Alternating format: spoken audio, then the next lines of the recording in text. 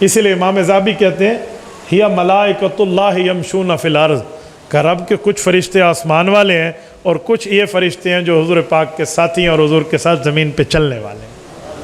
یہ وہ لوگ ہیں۔ اسی لیے اہل السنت والجماعت کا عقیدہ اور نظریہ ہے کہ انبیاء معصوم ہیں، نبی سے رب گناہ ہونے نہیں دیتا، صحابہ محفوظ ہیں، گناہ ہو بھی گیا تو رب نامہ اعمال میں رہنے نہیں دیتا، معافی ہے۔ کسی صحابی پر کوئی عذاب آخرت نہیں ہے، کوئی عذاب قبر نہیں ہے، کوئی عذاب جہنم نہیں ہے۔ میں نے تو آج تک کسی صحیح نہ روایت میں دیکھا ہے نہ کسی مسئلے میں کہ صحابی کو قبر کا عذاب ہو، میں نے نہیں دیکھا۔ کوئی دکھا دے ہمیں۔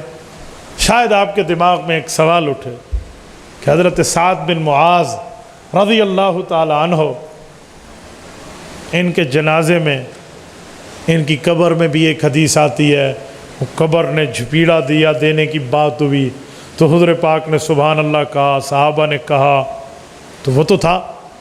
میں دو باتیں کرتا ہوں۔ نمبر ایک، پہلی بات یہ کہ عذاب نہیں تھا، میں اس کا جواب دیتا ہوں۔ یہ زغطہ قبر حدیث میں لفظ ہے، زغطہ اور عذاب میں بڑا فرق ہے۔ پہلا جواب تو یہ ہے کہ اگر یہ عذاب ہوتا بھی تو ہوا تو نہیں ہے، وہ زغطہ بھی ختم ہو گیا، ہوا تو نہیں ہے، تو بات پھر بھی ہماری ثابت۔ دوسری بات کہ عذاب نہیں تھا، زغطہ تھا۔ زغطہ کیا ہوتا ہے؟ میں بیٹھا ہوں اور بھائی بیٹھے ہیں، میں ان کو کہتا ہوں تو میرا دوست ہے، تو میرا دوست نہ ہوتا نا، یہ میں نے پچھی میں سانپ رکھا ہوا ہے، پٹاری کے اندر سانپ ہے، یہ تجھے یوں کرتا ہے، یہ ڈر گیا، اسے اپنی دوستی کی قدر دلا رہا ہوں کہ دیکھ اپنی یاری کی قدر کر ورنہ تجھے سانپ ڈسوا دیتا۔ تو یہ ہے زغطہ۔ جب یہ صحابی قبر میں گئے تو قبر نے کہا میں یوں آپ کو بھیج سکتی ہوں۔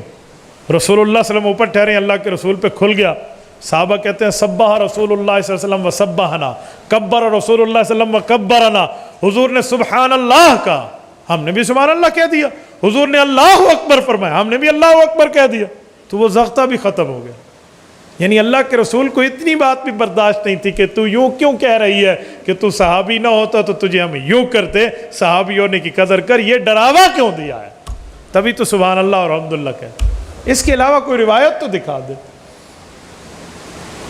لے دے کہ ایک روایت صحیح بخاری سے کچھ لوگ لاتے ہیں، بھی صحیح بخاری جلد اول کتاب التیمم میں موجود ہے، رسول اللہ کی سواری ایک جگہ سے گزری اور آپ علیہ السلام کی سواری اونٹنی بدکنے لگی، اور پوچھا گیا جی وجہ، فرمایا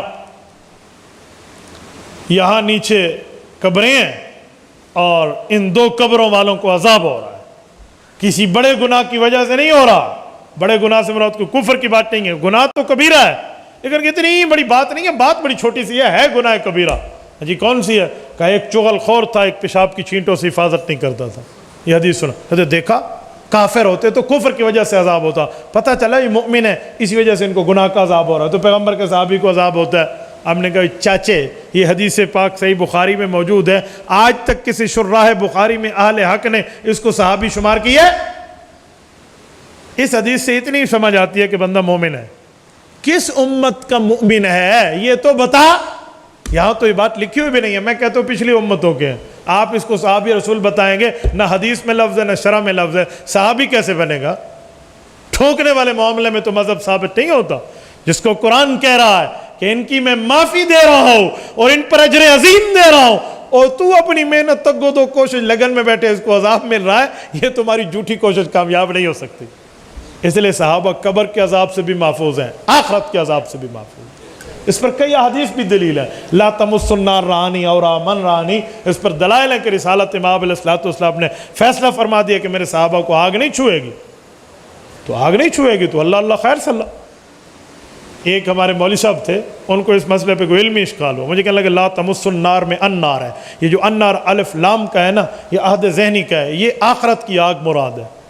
میں نے کہا اچھا، النار الف لام عہد ذہنی کا ہے، النار کا الف لام عہد ذہنی کا ہے، تجھے حضور علیہ السلام نے بتایا؟